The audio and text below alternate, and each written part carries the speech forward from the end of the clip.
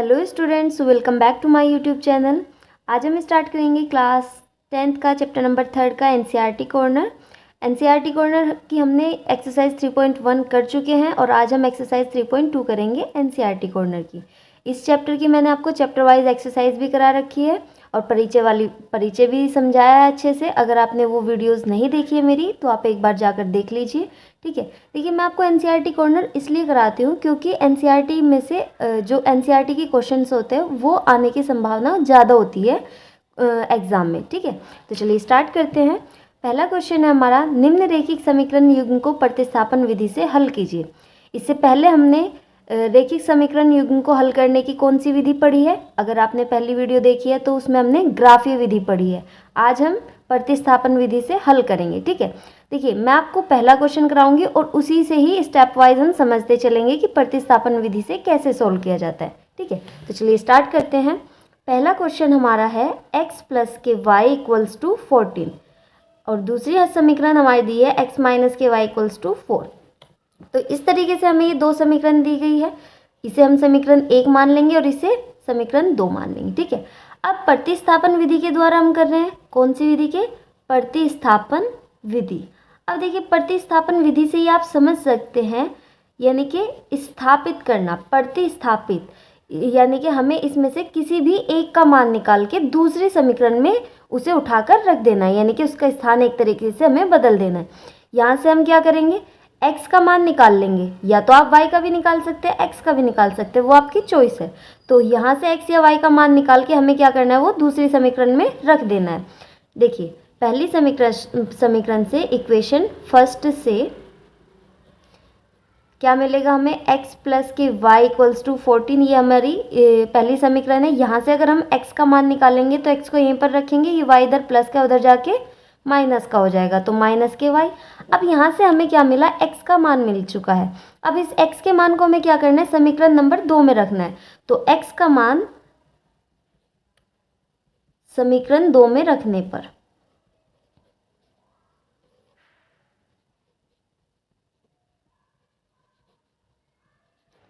तो जब हम x का मान समीकरण 2 में रखेंगे तो देखिए हमें क्या मिलता है, समीकरण 2 उतार लीजिए पहले, x माइनस के y इक्वल्स टू 4, ये हमें हमारी समीकरण 2 है, ठीक है। अब यहाँ पर x, जहाँ आपको x नज़र आए वहाँ पर आपको क्या रखना है, x का मान 14 माइनस के y।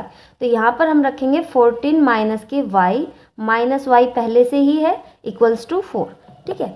तो ये आपको मिली। अब नहीं, अब यहाँ से हमें क्या करना है, यहाँ से हमें y का मान निकालना है। देखिए, इधर 14 प्लस का उधर जाके कैसा हो जाएगा, माइनस का हो जाएगा, ठीक है। तो 4 माइनस के 14 और यहाँ पे माइनस माइनस क्या हो जाएगा, ये प्लस, यानी कि हमारे पास कितने y आ जाएंगे, 2 y आ जाएंगे, तो माइनस के 2y। अब देखिए, इन दोनों में बड़ा कौन सा है, 14 बड़ा है, यानी कि हमें 14 में से 4 माइनस करेंगे और 14 के आगे कैसा निशान है, माइनस का, तो आंसर किस में आएगा, माइनस में। 14 में से 4 जाके हमें कितना मिला, 10 मिल जाएगा, ठीक है। लेकिन कैसा, माइनस के 10, क्योंकि इन दोनों में से बड़ा 14 है, उसके आगे माइनस का निशान है तो इसलिए माइनस का। अब माइनस से माइनस रिमूव हो जाएगा, तो y का मान यहाँ से हमें कितना मिलेगा, 10 डिवाइड बाय 2, तो यहाँ से y का मान हमें मिला 5, ठीक है। तो इस तरीके से आपको y का मान यहाँ पर मिल चुका है। अब हमें कुछ नहीं करना है, अब इस y के मान को आपको क्या करना है, कोई सी भी समीकरण में रख सकते हैं या फिर जहाँ से हमने x का मान निकाला था। जैसे ये x बराबर 14 माइनस y था, तो हम यहाँ पर y की जगह क्या पुट कर देंगे, 5 पुट कर देंगे। तो यहाँ पर y का मान या तो समीकरण 1 में रखने पर, या फिर यहाँ पर हम जब x का मान रख देंगे तो y का मान रखेंगे तो हमें x का मान मिल जाएगा, ठीक है। लाइन आप लिख लीजिएगा एक बार। तो x बराबर 14 माइनस के y यहाँ से हम लिख सकते हैं। तो 14 माइनस y की वैल्यू कितनी है, 5, तो 14 में से 5 माइनस गए, कितना बचा, 14 में से 5 जाके 9, तो यहाँ पे हमें x का मान मिल जाएगा 9, ठीक है। तो इस तरीके से आपको प्रतिस्थापन विधि से सोल्व करना है। बहुत सिंपल है, बहुत इजी है, कुछ ज़्यादा हार्ड नहीं है।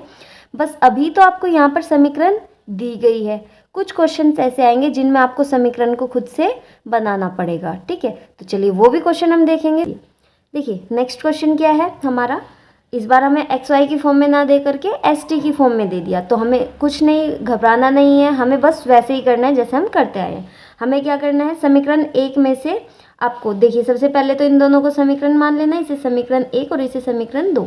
और फिर क्या करते हैं हम, क्योंकि किससे कर रहे हैं, प्रतिस्थापन विधि से कर रहे हैं, तो हमें एक्स वाई का मान ही फाइंड करना है प्रतिस्थापन विधि से।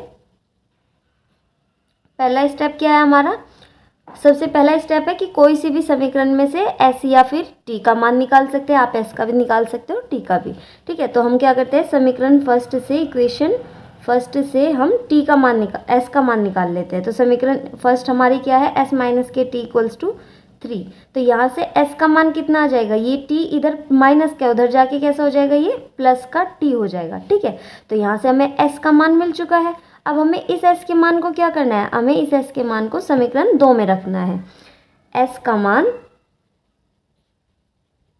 समीकरण 2 में रखने पर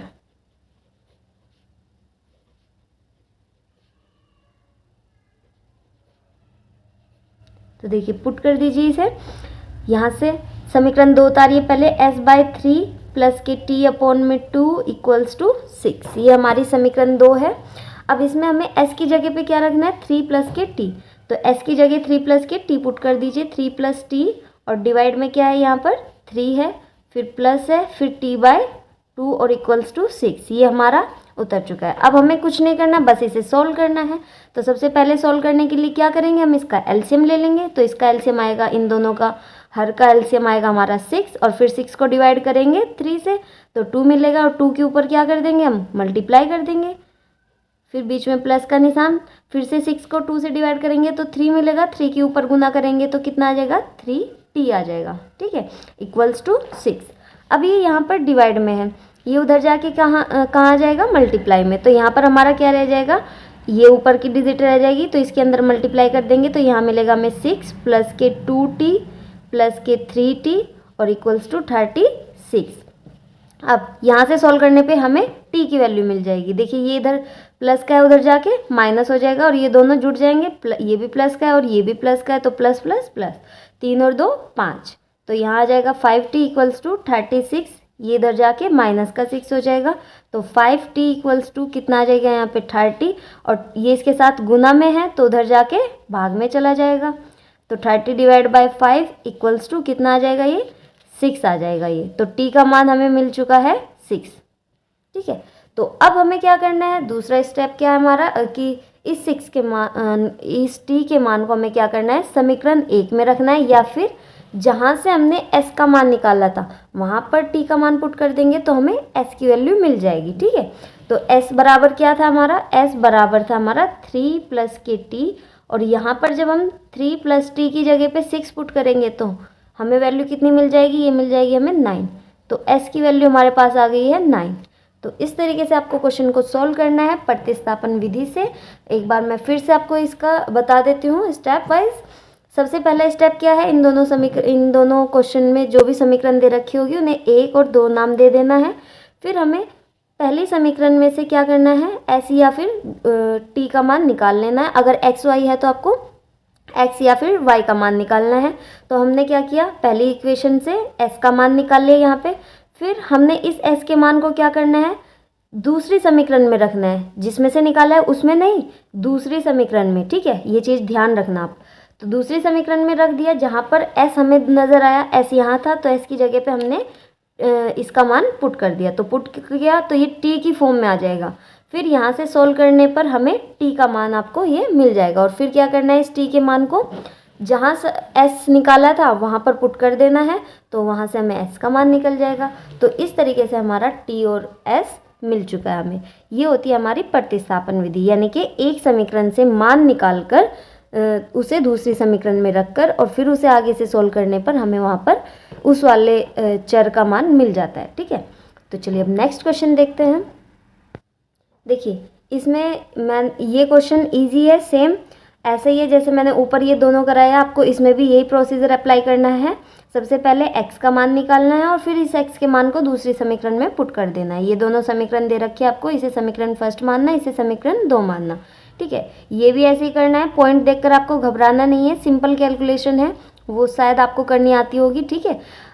अब देखिए मैं आपको एक बार 5th क्वेश्चन करा देती हूँ, क्योंकि बच्चे इसमें अंडर रूट देखकर घबरा जाते हैं, ठीक है। तो चलिए स्टार्ट करते हैं इस क्वेश्चन को।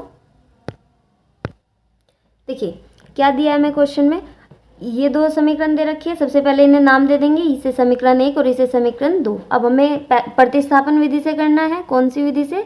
प्रतिस्थापन विधि से।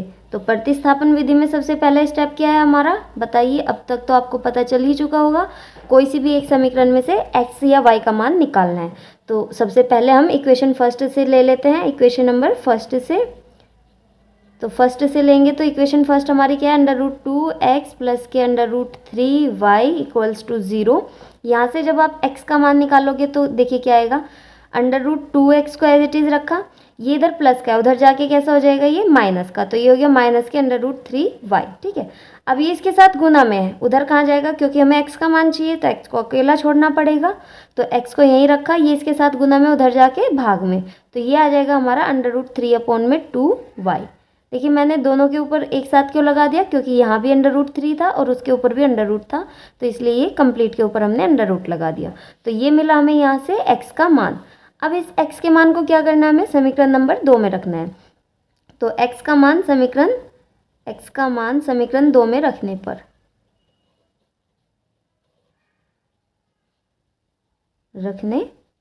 ठीक है, तो क्या मिलेगा हमें समीकरण 2 में रखने पर, सबसे पहले समीकरण 2 उतार लेंगे।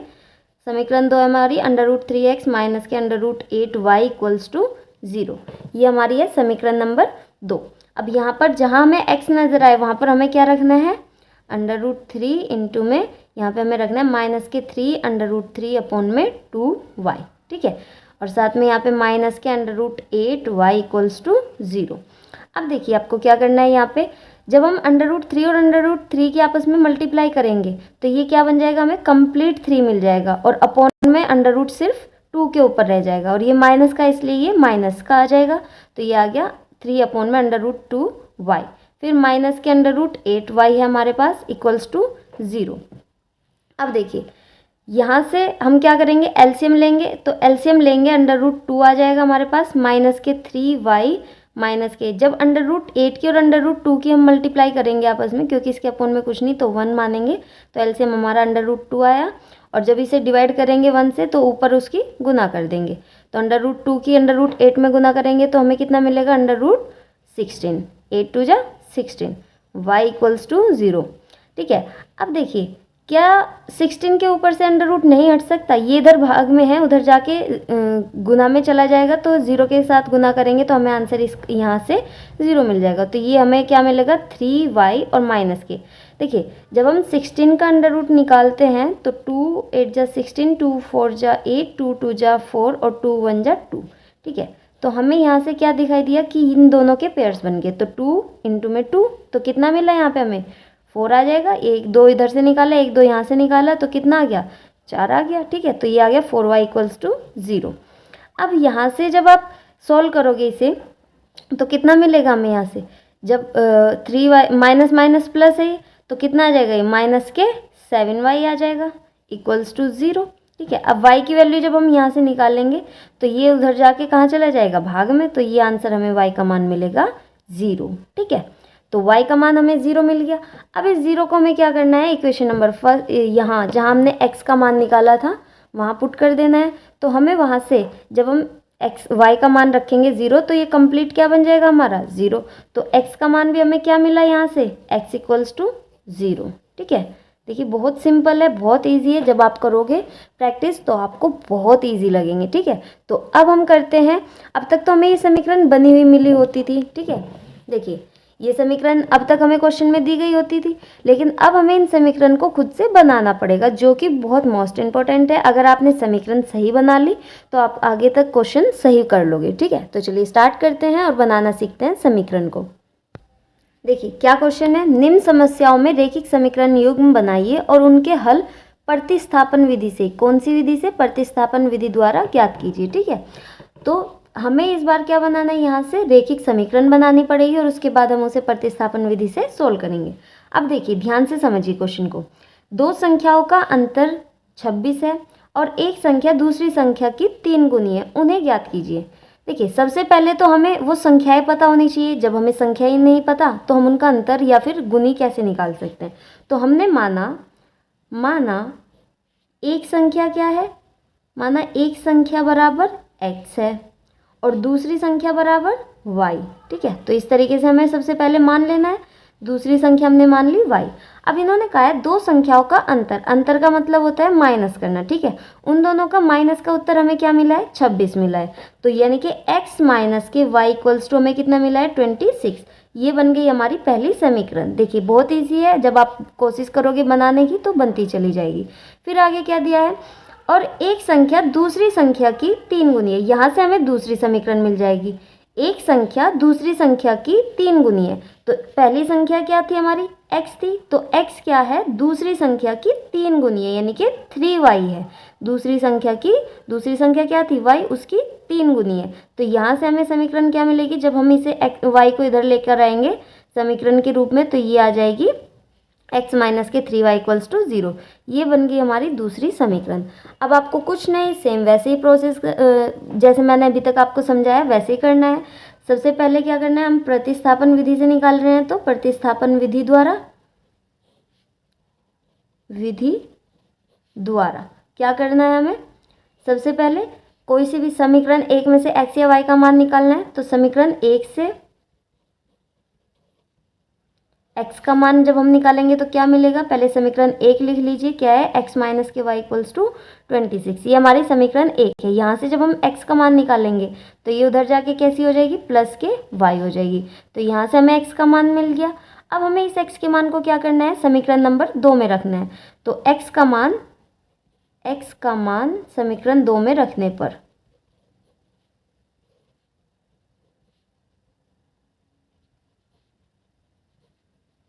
तो जब हम x का मान समीकरण 2 में रखेंगे, सबसे पहले समीकरण 2 उतार लीजिए, क्या है हमारी, x माइनस के 3y इक्वल्स टू 0। ये हमारी समीकरण नंबर 2। तो यहाँ पर हम x की जगह पे क्या रखेंगे, 26 प्लस के y और माइनस के 3y पहले से ही हमारी इक्वेशन में इक्वल्स टू 0। तो x का जो मान था वो था हमारा 26 प्लस के y, हमने उसकी जगह पे रख दिया। अब इसे सोल्व करना है। ये 26 इधर प्लस का उधर जाके माइनस का हो जाएगा, और यहाँ से प्लस माइनस हो जाएगा। इसका गुणांक 1 है, तो 3 में से 1 गया, कितना बचेगा, 2 बचेगा। और बड़ा कौन सा इन दोनों में, 3 बड़ा है, उसके आगे माइनस का निशान है, तो ये माइनस का आ जाएगा। तो माइनस के 2y और ये उधर जाके माइनस के 26। ठीक है, इधर प्लस का है तो उधर जाके माइनस का। अब यहाँ माइनस से माइनस कैंसिल हो जाएगा, तो y का मान हमें क्या मिलेगा, 26 डिवाइड बाई 2, और 2 से इसे डिवाइड करने पर क्या मिलेगा हमें, 2 1 जा 2 और 2 3 जा 6। तो y का मान हमें मिल गया 13। ठीक है, तो यहाँ से इस तरीके से हमें y का मान मिल गया। अब कुछ नहीं करना है, जैसे अब तक करते आए हैं। y का मान क्या करना है, यहाँ जहाँ x हमने निकाला था उसमें y की जगह पे हमें क्या रखना है, 13 रखना है, तो हमें x का मान भी मिल जाएगा। तो x बराबर क्या था, 26 प्लस के y, तो 26 प्लस के 13, y की जगह पे हमें 13 रखना है। अब इसे जोड़ेंगे तो ये आ जाएगा 9 और ये आ जाएगा 39। ठीक है, तो यहाँ से हमें x का मान भी मिल गया। तो पहली संख्या, अब यहाँ पर आपको लाइन लिखनी है, जो हमारी पहली संख्या थी, एक संख्या क्या आई हमारी 13 आई, और दूसरी संख्या हमारी क्या आई, अच्छा सॉरी, यहाँ पे ये 39 आया x का मान, यानी कि एक संख्या 39 है तो दूसरी संख्या हमारी कितनी आई, 39। ठीक है, इस तरीके से आपको सोल्व करना है। चलिए नेक्स्ट क्वेश्चन देखते हैं। देखिए नेक्स्ट क्वेश्चन क्या दिया गया है, दो संपूरक कोणों में बड़ा कोण छोटे कोण से 18 डिग्री अधिक है, उन्हें ज्ञात कीजिए। तो सबसे पहले इसमें हमें क्या करना है, बड़ा कोण मानना है और छोटा कोण मानना है, क्योंकि हमें नहीं पता है कि वो कोण क्या है। तो सबसे पहले हम क्या मानेंगे, माना बड़ा कोण बराबर x। जो भी क्वेश्चन में हमें अननोन दिया होगा, मतलब जो हमें नहीं पता है, जो हमें ज्ञात करना है, उसे हमें पहले मानना है x या y। तो बड़ा कोण क्या मानेंगे, माना बड़ा कोण बराबर x, और छोटा कोण बराबर क्या मान लिया हमने, छोटा कोण बराबर y। अब यहाँ पर देखिए सबसे पहली इक्वेशन तो हमारी यहीं पर बन जाएगी। इन्होंने कहा है कि दो संपूरक कोण, तो हमें पता है कि संपूरक कोण कब बनते हैं, जब किन्हीं दो कोणों का योग कितने डिग्री के बराबर आ जाए, 180 डिग्री के बराबर आ जाए, तब हम उन्हें क्या कहेंगे, संपूरक कोण कहेंगे। तो सबसे पहली जो हमारी इक्वेशन बनेगी वो यहीं से बन जाएगी, जब इन्होंने कहा है कि दो संपूरक कोण। तो संपूरक कोण यानी कि x प्लस के y इक्वल्स टू 180 डिग्री। यहाँ से हमारी बन गई है पहली समीकरण। ठीक है, क्योंकि संपूरक कोण क्या होता है, जिन दो कोणों का योग 180 डिग्री के बराबर हो उन्हें हम संपूरक कोण कहते हैं। ठीक है, अब यहाँ से इन्होंने कहा है कि संपूरक कोणों में बड़ा कोण छोटे कोण से 18 डिग्री अधिक है। बड़ा कोण क्या माना हमने x, ठीक है। तो x जो है वो छोटे कोण से 18 डिग्री अधिक है, तो y से 18 डिग्री अधिक यानी कि इसमें y में क्या कर देंगे 18 प्लस कर देंगे। तो अब यहाँ से जब हम y इधर लेकर आएंगे तो यहाँ से इक्वेशन हमें मिल जाएगी x minus Y equals to 18। तो ये आ गई हमारे पास दूसरी समीकरण। अब हमें कुछ नहीं करना है, इनमें प्रतिस्थापन विधि अप्लाई करनी है और उससे क्वेश्चन को सोल्व करना है, ठीक है। तो प्रतिस्थापन विधि के द्वारा हम करेंगे प्रतिस्थापन विधि। अब प्रतिस्थापन विधि में सबसे पहले स्टेप क्या है, पहली समीकरण में से x का मान निकालो और दूसरी समीकरण में उसका मान पुट कर दो, ठीक है। तो इसमें आप x और y का मान मुझे निकाल कर बताएंगे कमेंट में कि क्या आया, ठीक है। सिर्फ आपको प्रतिस्थापन विधि जैसे मैंने आपको अभी तक स्टेप वाइज समझाया था वही रूल्स इसमें अप्लाई करने हैं और इसका आंसर निकालना है, ठीक है। प्रतिस्थापन विधि अब तक आपसे आ गई होगी, मैंने स्टेप वाइज बहुत अच्छे से समझा दिया आपको। नेक्स्ट क्वेश्चन दिया गया है, एक क्रिकेट टीम के कोच ने 7 बल्ले तथा 6 गेंदें रुपये 3800 में खरीदी। बाद में उसने 3 बल्ले तथा 5 गेंदें रुपये 1750 में खरीदी। प्रत्येक बल्ले और प्रत्येक गेंद का मूल्य ज्ञात कीजिए। तो सबसे पहले तो हमें क्या मानना है, क्योंकि हमें बल्ले और गेंद का मूल्य बताना है, तो हमने माना बल्लों का मूल्य बराबर माना बल्ले का मूल्य बराबर x, ठीक है। सबसे पहले जो मैंने आपको बताया, जो हमें नहीं पता उससे हमें मान लेना है। और गेंद का मूल्य बराबर y, ठीक है। अब हमें यहाँ से क्वेश्चन पढ़ के हमें इक्वेशन बनानी है, ठीक है। तो इन्होंने कहा है कि एक क्रिकेट टीम के कोच ने 7 बल्ले, कितने बल्ले 7 बल्ले तथा 6 गेंदें, यानी कि बल्ले की संख्या कितनी है x है, तो यहाँ पर कितने बल्ले हैं 7 है, तो ये आ जाएगा 7x और प्लस 6y। 7 बल्ले और 6 गेंदें कितने रुपए में खरीदी, टोटल 3800 रुपये में खरीदी, ठीक है। तो ये बन गई हमारी समीकरण नंबर 1।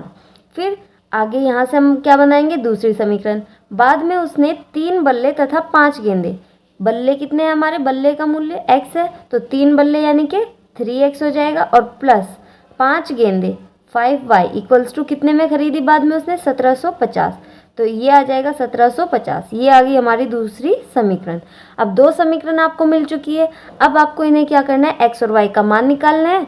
जो x का मान आ जाएगा वो क्या है, बल्ले का मूल्य, और जो y का मान आएगा वो गेंद का मूल्य। तो प्रतिस्थापन विधि आपको यहाँ पर अप्लाई करनी है इसमें, और मुझे आंसर बताना है इसका भी, ठीक है। प्रतिस्थापन विधि से ये जो समीकरण है ये आपको सोल्व करनी है प्रतिस्थापन विधि से, ठीक है। क्या करेंगे, x का मान यहाँ से निकालिए और फिर दूसरी समीकरण में x का मान पुट करना है, ठीक है। चलिए नेक्स्ट क्वेश्चन देखते हैं। नेक्स्ट क्वेश्चन क्या है, यदि किसी भिन्न के अंश और हर दोनों में 2 जोड़ दिया जाए तो वह 9/11 हो जाती है। यदि अंश और हर दोनों में 3 जोड़ दिया जाए तो वो 5/6 हो जाती है। वह भिन्न ज्ञात कीजिए। देखिए सबसे पहले भिन्न बताइए, भिन्न क्या होती है, जिसमें अंश होता है और अपोन में हर होता है। ऊपर वाली संख्या को हम अंश बोलते हैं और नीचे वाली संख्या को हर बोलते हैं, तो वो हमें नहीं पता। तो माना भिन्न, हमने क्या मान ली, भिन्न बराबर x अपोन में y, ठीक है, क्योंकि हमें भिन्न ज्ञात करनी है।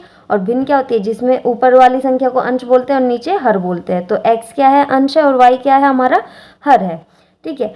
अब देखिए इन्होंने क्या कहा है, यदि किसी भिन्न के अंश और हर दोनों में कितना जोड़ दिया जाए, 2 जोड़ दिया जाए, तो भिन्न हमारी x अपोन में y है। और इसमें कहा है कि इसके अंश यानी कि ऊपर वाली संख्या और हर मतलब नीचे वाली संख्या, ठीक है। तो दोनों में कितना जोड़ दिया जाए, 2 जोड़ दिया जाए, तो हमने +2 कर दिया। तब इन्होंने क्या कहा है कि तो वह 9/11 हो जाती है, यानी कि 9/11 हो जाती है। अब बस आपको यहाँ से इसे सोल्व करके क्रॉस मल्टीप्लाई करना है और आंसर मतलब इक्वेशन मिल जाएगी आपको। तो देखिए कितनी आ जाएगी, ये 11 की इधर मल्टीप्लाई हो जाएगी x प्लस के 2 में, और 9 की मल्टीप्लाई y प्लस के 2 में। तो यहाँ से कितना आ जाएगा, 11x प्लस के 11 2 जा 22 इक्वल्स टू 9y और 9 2 जा 18, ठीक है। तो अब क्या करना है आपको, y वाली संख्या एक साइड, चर संख्या एक साइड और अचर एक साइड। तो 11x माइनस के 9y इक्वल्स टू 18, और ये उधर जाके माइनस के 22 2 हो जाएगा। ठीक है, तो अब यहाँ से हमारा ये माइनस करके कितना आ जाएगा, 22 में से 18 जब हम माइनस करेंगे तो ये आएगा हमारा 4। तो 11x माइनस के 9y इक्वल्स टू 4, ये आ गई हमारी समीकरण नंबर 1। अब दूसरी समीकरण यहाँ से बनाएंगे। यदि अंश और हर दोनों में 3 जोड़ दिया जाए, अब की बार क्या कहा है कि अंश और हर में कितना जोड़ दिया जाए, 3 जोड़ दिया जाए, तो वह 5/6 हो जाती है। तो x/y हमारी भिन्न है, इसमें इस बार इन्होंने क्या कहा है कि अंश में भी 3 जोड़ दिया जाए और हर में भी 3 जोड़ दिया जाए, तो भिन्न हमारी बन जाती है 5/6। अब इसमें भी हम क्रॉस मल्टीप्लाई कर देंगे तो इधर आ जाएगा ये 6x प्लस के 3 6 जा 18 इक्वल्स टू 5y और 5 3 जा 15। ठीक है, अब अचर पद एक साइड और चर पद एक साइड, तो 6x माइनस के 5y एक साइड आ जाएगा इक्वल्स टू 15 और ये इधर आके माइनस के 18। तो यहाँ से हमें कितना मिल जाएगा, ये हमें मिल जाएगा 18 माइनस के 15 इक्वल्स टू 3, और वो भी कैसा, माइनस का। अच्छा, यहाँ पर भी हमें ये माइनस का मिलेगा क्योंकि इन दोनों में कौन बड़ा है, 22 बड़ा है, तो 22 कैसा है, माइनस का, तो ये आंसर हमें माइनस में मिलेगा। तो 6x माइनस के 5y, यहाँ से आपको मिल गई दूसरी समीकरण। अब समीकरण फर्स्ट आपको पता है, समीकरण 2 आपको पता है। ठीक है, तो यहाँ पर मैं आपको समीकरण बनाना सिखा रही हूँ। ठीक है, तो इस तरीके से आपको समीकरण बनानी है और प्रतिस्थापन विधि मैं आपको बता चुकी हूँ। स्टेप वाइज आपको इन दोनों समीकरणों को सोल्व करके x और y का मान निकालना है। ठीक है, x और y का मान बताना है आपको कि क्या आया। देखिए नेक्स्ट क्वेश्चन क्या है, एक नगर में टैक्सी का भाड़े में एक नियत भाड़े के अतिरिक्त चली गई दूरी पर भाड़ा सम्मिलित किया जाता है। देखिए यहाँ पर भाड़े का मतलब क्या है, किराया। ठीक है, कि एक नगर में टैक्सी का जो किराया है एक नियत किराया है। सबसे पहले तो उसका एक नियत किराया, मान लिया वो नियत किराया x है हमारा। ठीक है, फिर इन्होंने कहा है कि उसके अलावा जो दूरी चली जाती है, जितनी भी उसकी दूरी चली गई है, उस पर अतिरिक्त दूरी पर उस पर का किराया भी उसमें सम्मिलित किया जाएगा। मान लीजिए अगर यहाँ पर इसका एक टैक्सी है, ये इसका एक नियत किराया है, मान लिया वो नियत किराया हमने x है, और ये एक्स्ट्रा जितनी भी दूरी चलेगा, अगर ये 10 किलोमीटर दूरी चला है तो वो किराया भी इसमें सम्मिलित होगा, यानी कि इसमें ऐड किया जाएगा। तो प्रति किलोमीटर जैसे इन्होंने कहा है, आगे पढ़िए क्वेश्चन, 10 किलोमीटर दूरी के लिए भाड़ा रुपये 105 है तथा 15 किलोमीटर के लिए 155 है। तो नियत भाड़ा और प्रति किलोमीटर किराया क्या होगा। तो यहाँ पर जो उसका नियत भाड़ा है वो हम क्या मान लेंगे, x मान लेंगे, और जितने भी किलोमीटर, प्रति किलोमीटर अगर हमने प्रति किलोमीटर भी इसमें नहीं दे रखा तो हमने वो क्या मान लेना है, y मान लेना है। और जितना भी 10 किलोमीटर चला जाएगा तो इसके साथ वो क्या कर देंगे, अगर 1 किलोमीटर वो y चलता है तो 10 किलोमीटर कितना हो जाएगा, तो 10 की गुना y के साथ, यानी कि 10y हो जाएगा। तो यहाँ पर हम मान लेते हैं, माना उसका नियत किराया जो है, नियत किराया बराबर x है। ठीक है, फिर जितना भी प्रति किलोमीटर, सबसे पहले कितना, प्रति किलोमीटर, प्रति किलोमीटर किराया कितना है उसका, प्रति किलोमीटर भाड़ा बराबर या फिर किराया बराबर y। ठीक है, तो प्रति किलोमीटर हमने y मान लिया। अब यहाँ से समझिए कि उसने कितना चला, 10 किलोमीटर दूरी के लिए किराया कितना बोल दिया उन्होंने, 105 रुपये है। तो जो नियत है वो तो ऐड होगा ही इसमें, और जितने किलोमीटर चला, कितने किलोमीटर चला, 10 किलोमीटर दूरी के लिए हमारे से कितने किलोमीटर दूरी का पूछा है, 10 किलोमीटर दूरी का। तो 10 किलोमीटर जब 1 किलोमीटर y है, प्रति किलोमीटर किराया कितना है, y है, तो 10 किलोमीटर कितना हो जाएगा, 10y हो जाएगा। तो 10y इसमें हम प्लस करेंगे और टोटल कितना है, कितना किराया हो जाएगा उसका, 105 रुपये। तो यहाँ से हमें मिल गई समीकरण नंबर 1। ठीक है, आई होप कि आपको समझ में आया होगा कि हमने x इसमें क्यों प्लस किया, क्योंकि क्वेश्चन में इन्होंने हमें कहा था कि नियत किराया जो है उसके अतिरिक्त जितनी भी दूरी उस पर चली जाती है वो किराया भी उसमें सम्मिलित किया जाएगा। तो नियत किराया हमारा x है और जितने किलोमीटर वो दूरी चला उसे हमने इसमें दोनों में सम्मिलित कर दिया। तो दोनों में सम्मिलित करने के बाद कितना किराया बैठा उसका, 105 रुपये। ठीक है, फिर जो दूसरी समीकरण बनेगी हमारी यहाँ से, तथा 15 किलोमीटर दूरी के लिए भाड़ा रुपये 155 है। तो अगले 15, आगे उसने कितना चला, 15 किलोमीटर दूरी, तो नियत तो हम ऐड करेंगे ही, और कितनी दूरी चली उसने, 15 किलोमीटर, तो 15y हो जाएगा। जब 1 किलोमीटर y है तो 15 किलोमीटर कितना हो जाएगा, 15y, तो बराबर कितना है वो, 155 रुपये। तो यहाँ से हमें मिल गई ये दूसरी समीकरण। अब इन दोनों समीकरणों को हमें सोल्व करना है। किससे? प्रतिस्थापन विधि के द्वारा। और प्रतिस्थापन के द्वारा जब हम इन्हें x और y का मान निकाल लेंगे यहाँ पर, तो आगे देखिए क्वेश्चन में यहाँ पर हमें x और y का मान मिल जाएगा प्रतिस्थापन विधि से जब हम इन्हें सोल्व करेंगे। ठीक है, वैसे ही सोल्व करना है जैसे मैंने आपको स्टार्टिंग में क्वेश्चन को समझाया है। पहली समीकरण में से x का मान निकालिए और दूसरी समीकरण में उसे पुट कर दीजिए और फिर वहाँ से y का मान मिलेगा, फिर उस y के मान से हम x का मान निकाल लेंगे। अब देखिए इन्होंने आगे क्वेश्चन में क्या कहा है, एक व्यक्ति को 25 किलोमीटर यात्रा करने के लिए कितना भाड़ा देना होगा। तो नियत भाड़ा कितना हो जाएगा उसका x, और कितना चला वो 25 किलोमीटर, तो कितना हो जाएगा 25y। ठीक है, तो ये आ जाएगा 25 किलोमीटर दूरी चलने पर, तो 25 किलोमीटर यात्रा करने पर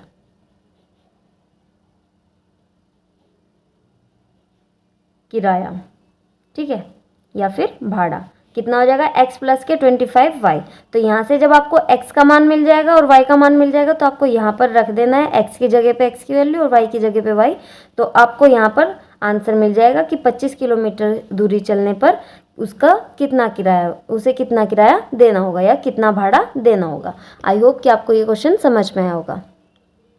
अगले क्वेश्चन में क्या है हमारा, 5 वर्ष बाद जैकब की आयु उसके पुत्र की आयु से 3 गुनी हो जाएगी। 5 वर्ष पूर्व जैकब की आयु उसके पुत्र की आयु की 7 गुनी थी, उसकी वर्तमान आयु क्या है। तो सबसे पहले जैकब की आयु और उसके पुत्र की आयु हम क्या मान लेंगे, x या y, क्योंकि हमें उनकी आयु अभी वर्तमान आयु नहीं पता है। तो हमने माना जैकब की वर्तमान